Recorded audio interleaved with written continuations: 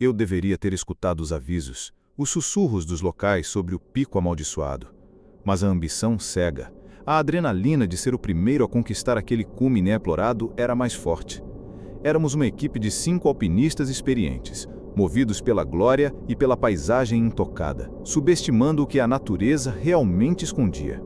A data era 15 de julho de 2025, o dia em que nossa descida se transformou num pesadelo sem volta. As primeiras horas de subida foram como qualquer outra expedição.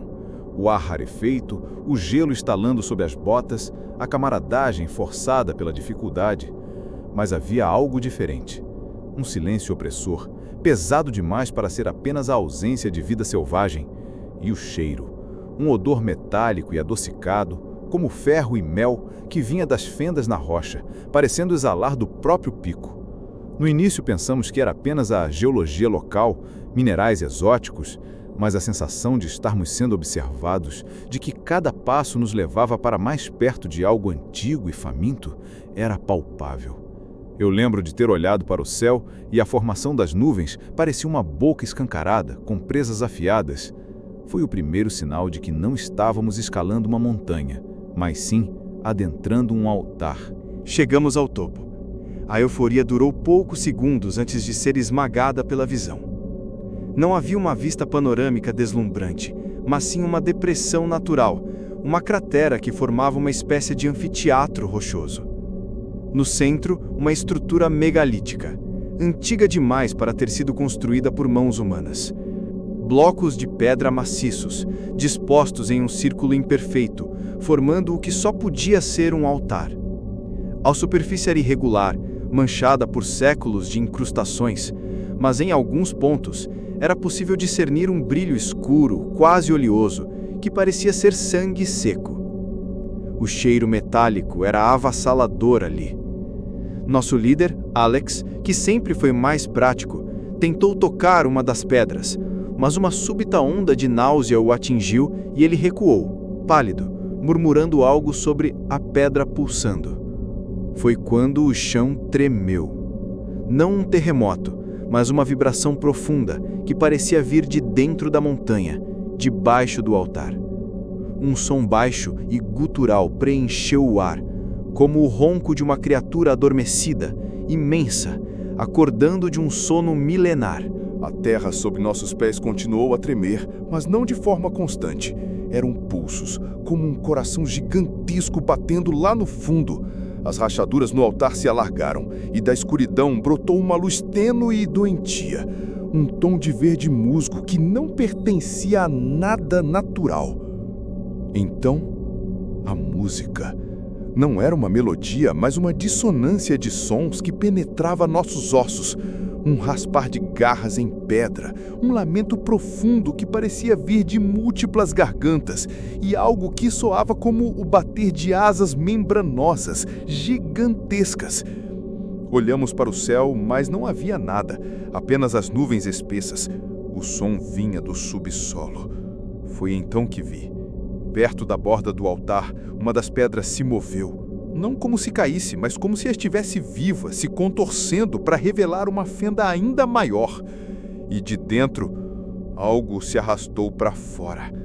Não era uma criatura definida, mas uma massa amorfa de pele pálida e viscosa, com apêndices disformes que se estendiam e se contraíam.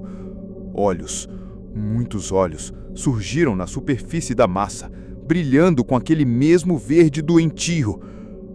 A fome havia despertado e estava vindo por nós. O pânico nos atingiu em cheio.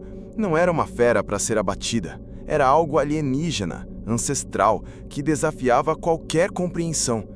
A coisa se espalhava, ganhando forma lentamente, revelando tentáculos com ventosas e dentes afiados que surgiam e se retraíam na massa disforme.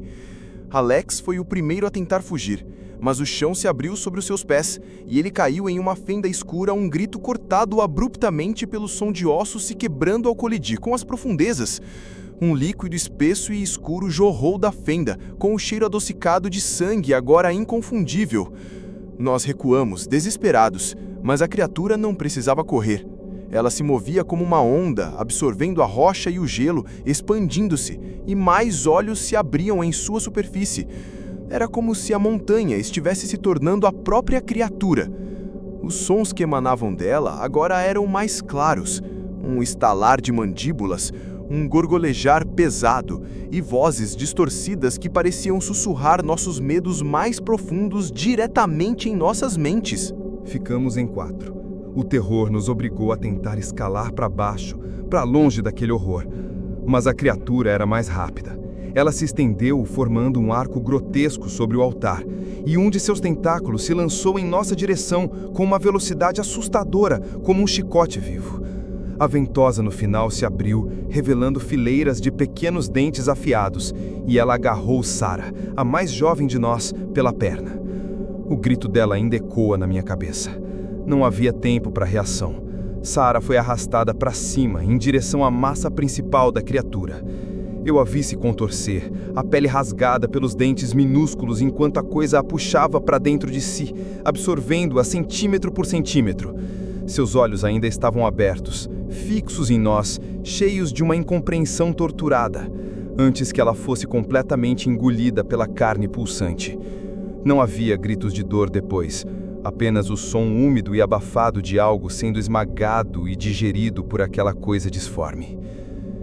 Ficamos em 3, e o cheiro doce e metálico se intensificou, quase entorpecendo nossos sentidos. Daryl, o mais forte, tentou nos defender com seu piolê, mas era inútil. Aquilo não era feito de carne e osso no sentido que conhecíamos. A lâmina simplesmente afundava na massa disforme, sem causar dano, e a criatura o envolveu em um de seus tentáculos. Ele lutou, gritou, mas a coisa começou a apertar, e eu ouvi o som de seus ossos se esmagando sob a pressão. O tentáculo se apertava ao redor de seu corpo, e a massa viscosa cobria seu rosto.